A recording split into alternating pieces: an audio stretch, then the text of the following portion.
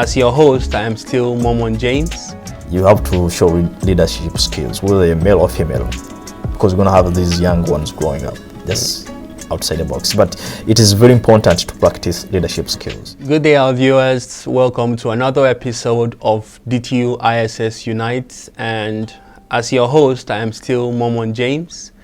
And today with me in the studio, I have a very distinguished guest, my friend Husein Latif, who is a member or was a member in the Chamber of Representatives in the 2022-2023 Chamber of Representatives.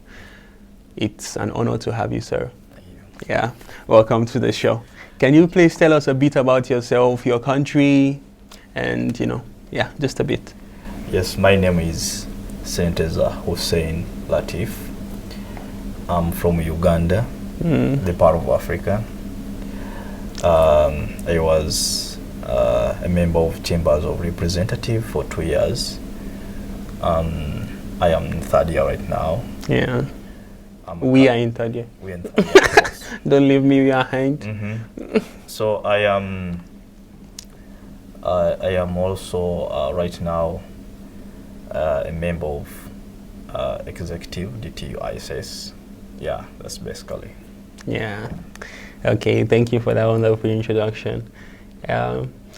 Okay, at this point, before we go on to ask some of the questions we had during the week, we would first want to wish our beloved country, where we are right now, India, a happy independence anniversary in arrears.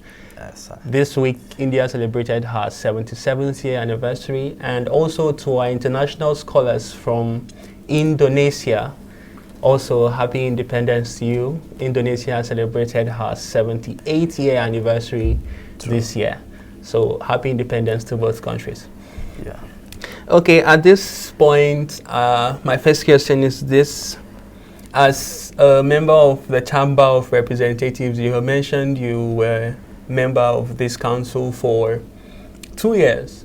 So as a member, how does the organization function? What are the roles of the Chamber of Representatives? Chambers of Representatives, I can explain it in the way like when you have the government. So there is executive, we have ministers and so on. Now this is like the parliament of the society. It comprises of 2 or less from each region. For example, if you have like Africa's got so many parts. For example, we have North, Central, East, and South. Then also we have got Asia. We got West Africa too. West Africa. Don't omit us. Of course, I did that intentionally because I know you're from the West. You have to complain about that. But it was intentional. Anyway, we've got also Asia in that context. So we represent all of those. So the roles are similar to that of the parliament of any country. We make we are responsible for the constitution of society. We make amendments where necessary. We make that's one. Then also we try to coordinate students in their respective regions. For example, if I'm from East Africa, it is easy to bond with students from East Africa because we understand the culture. They are somehow similar in terms of culture. So our role is to coordinate and unite these people from their respective regions. And also, we try to be the voice to all members of the society. You find that many students will come and they have got issues here and there. So they talk to us as their representative, and we talk to executive, or we can talk to the international office directly, and we make sure that their issues are heard before the university. Okay. Well, that's some elaboration on the roles of the Chamber of Representatives as a body or part of the International Student Society. So in a diverse student community like we have in Delhi Technological University, comprising of different nationalities and people from varying cultural backgrounds. From the various regions and cultures and the backgrounds, how did the Chamber of Representatives foster inclusivity and ensure that every student voice was heard? You mentioned earlier you coordinate these different regions, so how did you ensure inclusivity amongst the different regions and countries represented? Yeah, first of all, as I said, every region is represented. That one means that we have balanced all the regions. We have nationals from all regions. So diversity comes in. If I'm from East Africa, it doesn't mean that I represent only people from East Africa. If I meet someone from West Africa as a member of the Chambers of Representatives, I am entirely responsible to that student. And if I have it is my responsibility to know about things from West Africa, East Africa, and the North, and also from Asia. So what we do as Chambers of Representatives, we try to organize events, and in these events, students from different cultural backgrounds are able to express and are able to meet, to experience cultures from different backgrounds. In this, we try to promote tolerance. You find that, as I'm speaking right now, you may find that some people are not comfortable with my accent. Okay, so as I'm telling you, when we have these kind of cultural events, we meet and there is tolerance. So diversity is promoted in that case, that I get to know about your accent, I get to know about what foods you take, so that you get to know when you invite me, for example, for dinner, you know what I can eat. So in that case, we get to know each other from the cultural events we organize. Okay, you already talked about having an accent difference or language barrier. Usually where we have this vast and different people, of course, there are certain challenges we face. So as members of the same chamber, the Chamber of Representatives, what were some challenges you can highlight and some conflicts you had as members? I mean, an internal conflict that could be shared.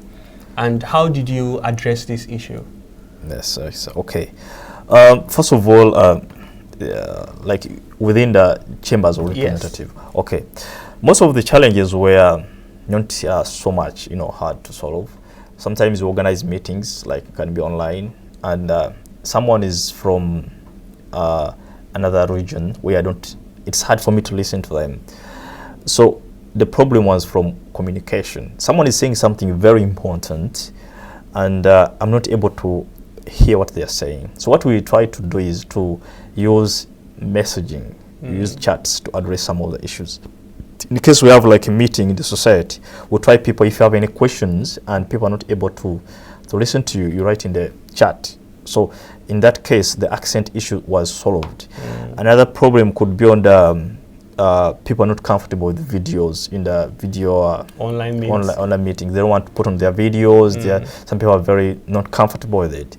So what we did, we said it's optional unless it is compulsory. So we made it optional for someone to come in videos. So that's kind of tolerance. If someone doesn't want, so we say it's okay, use your audio, and in that case we are able to solve. Another issue could be on the when you try to organize an event and some people are not comfortable with some of the activities, so we try to talk to them. If you're not comfortable, you give it to someone else. So we delegate work. Or you make your own suggestion of you make what suggestion done, right? What you're comfortable with, because this is not a prison. It's something we do for everyone to be feel at home. Something like that. Oh, that's good. That's good. You also talked about organizing activities, organizing programs. So during your time in the Chamber of Representatives and a member of that quorum, what activities, what programs were organized and had students participate in it? Okay. We organized so many, but initially participation was not so much. Like some people were not understanding what is really the importance of having this kind of events. But eventually, you find that most students started realizing that we need to come together once in a while. University is not about being in class always, having books. I've got cases where people are getting almost committing suicide because of the stress and so on and so forth. So we said we should have like hangouts, we should have celebrating birthday parties. We encourage people to do it in groups, and also issues with something like that. So last year we had an event for international students, and we encouraged all students who came in, and it was massive. Almost everyone came and participated. Everyone liked it. We got a positive feedback from students, and it was really nice for most of our international students. Yeah. No, that sounds great. Sounds great, and it was great. Yeah, we're going to have it also this year. Yeah, we hope it's going to be the best ever better than the other one. We're going to have it massive. Yeah. All right. Also, you talked about having to make members of the council participate in your activities, such as turning off, meeting, and increasing tolerance amongst yourself. Now, how did you encourage general student participation? I know this is the role of members of the executive, but also as a Chamber of Representatives, you're part of that council as well. You're just a body that is excluded from the main executive, but you're also a very big part of that organization that will help you function. So how did your part of the organization help to encourage general student participation in international student activities and in college activities generally? Yeah, that's a very good question. This is where the Chambers of Representatives is very important. Yeah. Because you find that most students, when they come here from Nigeria, from Bangladesh, from Nepal, from Uganda, from South Africa, they form WhatsApp groups. And most of these groups are accessible by members of respective countries. So what we do, we make sure that every country, every region is represented. If I'm from Bhutan, I know the WhatsApp group for Bhutanese. So if I want to send a message to Bhutanese, I'll talk to the person representing Bhutanese or from Asia, so that message is directly delivered to Bhutanese. It is a target message. So we used representatives from different regions to send messages to these people, and that's how we got to have everyone on board. So no one says that I didn't get the message or something like that. So just like that, yeah. Yeah, that's actually a very nice, should I say, technique or a strategy. Getting the message to the people by members or by specific members in that group. And of course, becoming a member of the Chamber of Representatives, then you must be an influential person to be able to make those people participate in what you're inviting them to. And of course, let me also, in addition to that, we did something like when I meet people like Latif, I meet people from Bhutanese, I go to them like on a compound, tell them we have an event ABCD. Since we are from different regions, they can give me attention, you understand? And they can listen to me what I'm saying. So also we use these members to cross the borders and talk to other people, so that you can't avoid this message. You'll get it. You can just refuse, but you'll get the message. The problem was, how can we get the message to people? And we did that, You take it to them as member from another region, and a member of their own region brings a reminder in their group again, and of course that's a way of getting massive response. That was a great initiative. And also, one question I want to ask, of course there must be where you had your own challenges personally with the Chamber of Representatives or with students as a whole. So what were some specific leadership qualities you had to employ or develop to overcome these situations you found yourself in that may have been unpleasant? That's very interesting. Challenges are so many, but some of us, we've been in leadership for different people. The first thing you have to do as a leader, you have to be tolerant. If I come to Mormon James, I talk to you, maybe for you, you're harsh. Don't talk to me now. Don't talk to me like that. That's kind of response someone may give us. They don't want to talk to me like that.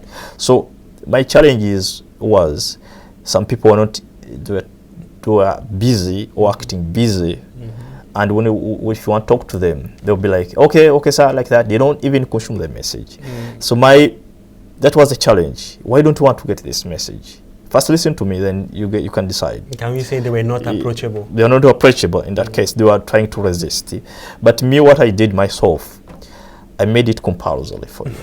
You can't avoid me. So what I did, I come to you. I talk to you. Not by force, but in the way that you are able to give me time. And in that case, I was able to deliver a message to everyone that I could reach out. But the challenge was some people are hostile.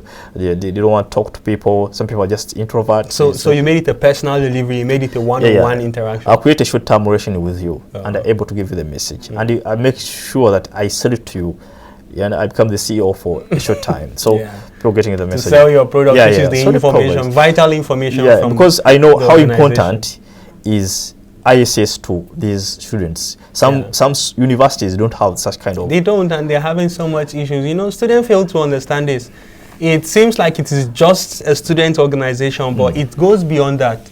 I've had situations from other schools, students arriving and on arrival, because there's no one to organize their pickup. I know it's should I say, it's poor planning even for their when they arrive India, there's no one to pick them up from the airport because there are no former students, there are no student organization, no student body like for international students we have in DTU. And on arrival, because they fall in the wrong hands.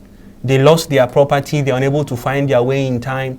And, you know, at the end of the day, their first experience in India becomes something they don't want to remember. Yeah, true, it's really sad. It's really sad. But here, life is being made so easy to the point that, you know, students find it as something not very important. True for us.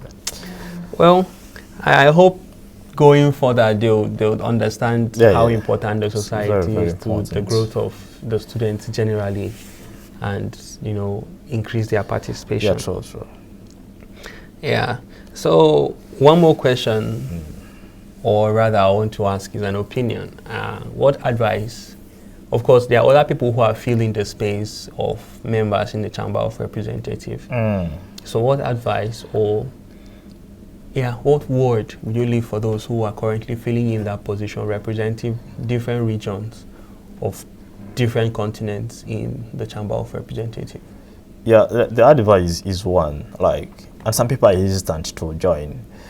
They think that it's going to be political, it's going to be very hard for them, it's going to consume their time. No, everyone is a leader in nature. If you're going to have a family someday, you have to show leadership skills, whether you're male or female, because you're going to have these young ones growing up just outside the box. But it is very important to practice leadership skills. You must be bothered in life. You must get into issues that you didn't even plan for, and be able to solve them and finish them. So my advice for them is, first of all, they must be tolerant. You're dealing with people who have never seen you before. You're dealing with people who don't know how to handle, how to talk to others. If you're dealing with people who have been introverts for the rest of their lifetime. So first of all, they should be able to tolerate the hostility, the negativity, and also try to bring some new things into society. When you're a leader, you're expected to bring new ideas and make sure they are done, they're implemented. You understand? So we encourage them to bring ideas like this is a very good initiative, and you make sure they are done. Make sure that you put your hand there and it is done. So another thing you can tell them that always they should inspire others. If I'm the chambers of representative, I try as much as possible to be sociable, to be not involving into criminal activities, try to be exemplary to others. That should be an inspiration to others. I think that is very important. And also try to be open to receive, to be advised when they can't be correct all the time. And also they should also engage their chairman, because we have a chairman in the chambers of representative who sits with the executive. So they should use their chairman, and also they should also consult from executive. And also they should have a lot of information about the university, about India. They should do a lot of research. If a junior comes to me and they want to know about how to get FRO, you know, where should I get this, how can I open the bank account, they should be able to know that kind of information. So they should know at least the basic information with them. Yeah. Well, from what you said, it's true. Being open, especially if you're not approachable by the members of the international student community, you cannot know the difficulties they are facing. Yes, then the aim of you representing them in a leadership position has been defeated, because you're there to help solve their problems. Of course, that's true. Being open is a very important thing to do. And with that, I think we've come to the end of today's episode, and it was nice having you and hearing your views and opinions about issues. Like you know, viewers, DTU ISS Unite is a program organized to answer frequently asked questions, FAQs, that arise among the student community. And here we answer these questions. But I request you next time when you invite me here, you have to bring some biryani. All right, I will. It's a motivation for me. I need biryani all the time. I will. Me, okay? Yeah. Thank you very much. So, to answer frequently asked questions asked by the general students community, and send in your questions, drop them in the comment section, and we'll respond to them as soon as possible when we get them, so that we can solve these conflicts of interest that may arise among students. Bye for now, and we hope to see you next time. Same time and same place. Bye.